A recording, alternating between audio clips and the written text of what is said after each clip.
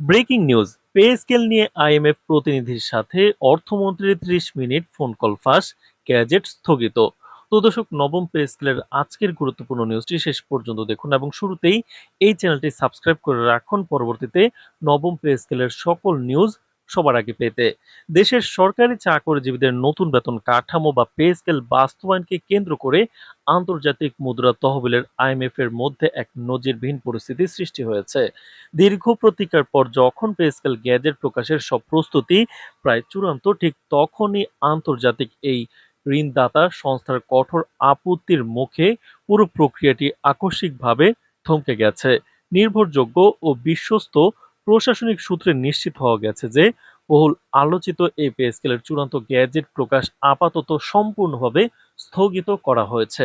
সরকারের শীর্ষ মহলে এখন এই নিয়ে চরম উদ্বেগ চলছে, কারণ একদিকে রয়েছে লাখ লাখ সরকারি কর্মকর্তা কর্মচারীর দীর্ঘদিনের প্রত্যাশা ও জীবনযাত্রার ব্যয় বৃদ্ধির চাপ, আর অন্যদিকে রয়েছে দেশের সামষ্টিক অর্থনীতি সচল রাখার জন্য আইএমএফ এর বিশাল অঙ্কের ঋণ সহায়তার কঠোর সব শর্ত।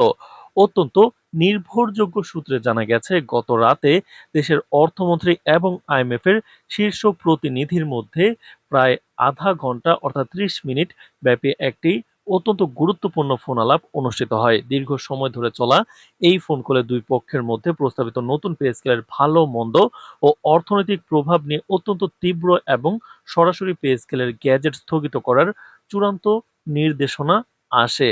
অথচ এই ফোন আলাপের ঠিক আগের দিন অর্থাৎ গতকালই ঢাকায় আইএমএফ এর উচ্চ পর্যায়ের এক প্রতিনিধি দলের সাথে সরকারের নীতি নির্ধারক ও অর্থমন্ত্রীর একটি আনুষ্ঠানিক দ্বিপাক্ষিক বৈঠক অনুষ্ঠিত হয়েছিল। তো দর্শক, ভিডিওটির এই মুহূর্ত পর্যন্ত যারা দেখছেন চ্যানেলটি সাবস্ক্রাইব করে রাখুন পরবর্তীতে নবম পে স্কেলের যে কোনো গুরুত্বপূর্ণ নিউজ সবার আগে পেতে। দীর্ঘ সময় ধরে চলা সেই গুরুত্বপূর্ণ বৈঠকটি শেষ করে যখন অর্থমন্ত্রী বাইরে আসেন, তখন স্বাভাবিকভাবেই অপেক্ষারত সাংবাদিকরা তাকে নতুন পে স্কেল বাস্তবায়ন এবং এতে আইএমএফ এর কোনো চাপ বা আপত্তি আছে কিনা তা নিয়ে একের পর এক প্রশ্ন করতে থাকেন।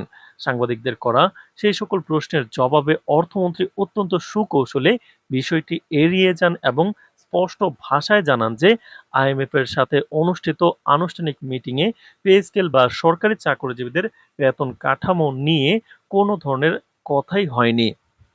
অর্থমন্ত্রীর এই বক্তব্যের পর বাইরে সাময়িক স্বস্তি দেখা দিলেও ভেতরের চিত্রটা যে সম্পূর্ণ ভিন্ন ও উদ্বেগজনক ছিল তা গত রাতের ফোন আলাপের মাধ্যমেই প্রমাণিত হয়।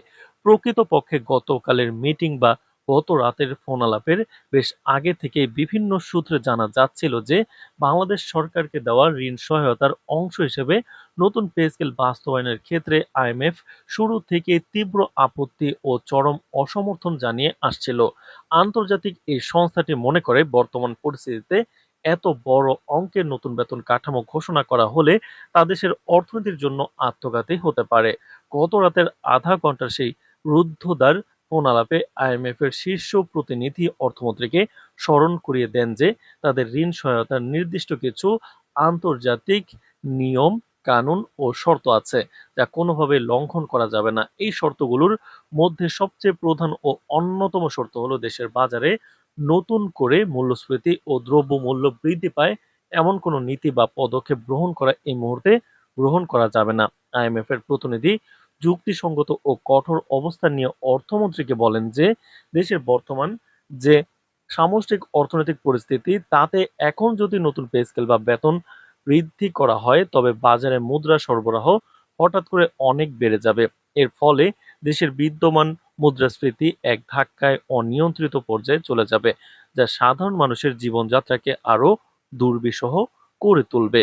তো দর্শক, ভিডিওটির এই মুহূর্ত পর্যন্ত যারা দেখছেন অবশ্যই চ্যানেলটি সাবস্ক্রাইব করে রাখুন নবম পে স্কেলের সকল নিউজ সবার আগে পেতে। তো দর্শক, এর ফলে দেশের বিদ্যমান মূল্যস্ফীতি এক ধাক্কায় অনিয়ন্ত্রিত পর্যায়ে চলে যাবে, যা সাধারণ মানুষের জীবনযাত্রাকে আরো দুর্বিষহ করে তুলবে। একই সাথে এত বিশাল পরিমাণ বাড়তি বেতনের যোগান দিতে গিয়ে সরকারের জাতীয় বাজেটের উপর এক বিশাল ও অসহনীয় চাপ সৃষ্টি হবে, যা সামাল দেওয়া সরকারের পক্ষে অসম্ভব হয়ে দাঁড়াতে পারে। এই সকল অর্থনৈতিক ঝুঁকি বিবেচনায় এনে আইএমএফ পরিষ্কার করে জানিয়ে দেয় যে বর্তমান পরিস্থিতিতে তারা কোনোভাবে এই পে স্কেল বাস্তবায়নকে সমর্থন করতে পারছে না এবং এটি কার্যকর করা হলে ঋণ কর্মসূচিতে তার নেতিবাচক প্রভাব পড়বে। আইএমএফ এর এই চরম ও কঠোর আপত্তির বিপরীতে অর্থমন্ত্রীও নিজের অবস্থানে অনড় থেকে দেশের অভ্যন্তরীণ বাস্তব পরিস্থিতি তুলে ধরার সর্বোচ্চ চেষ্টা করেন। ফোনালাপে অর্থমন্ত্রী অত্যন্ত জোরালো যুক্তি দিয়ে আইএমএফ প্রতিনিধিকে বোঝানোর চেষ্টা করেন যে বর্তমান বাজারে নিত্য প্রয়োজনীয় জিনিসপত্রের যে ঊর্ধ্বগতি তাতে সরকারি কর্মকর্তা ও সাধারণ কর্মচারীদের জীবন যাপন করা অত্যন্ত কঠিন হয়ে পড়েছে। নিম্ন ও মধ্যম আয়ের কর্মচারীদের টিকে থাকার জন্য এই মুহূর্তে নতুন পে স্কেল বা বেতন বৃদ্ধি পাওয়াটা অত্যন্ত জরুরি এবং এটি তাদের মৌলিক অধিকার ও সময়ের দাবি।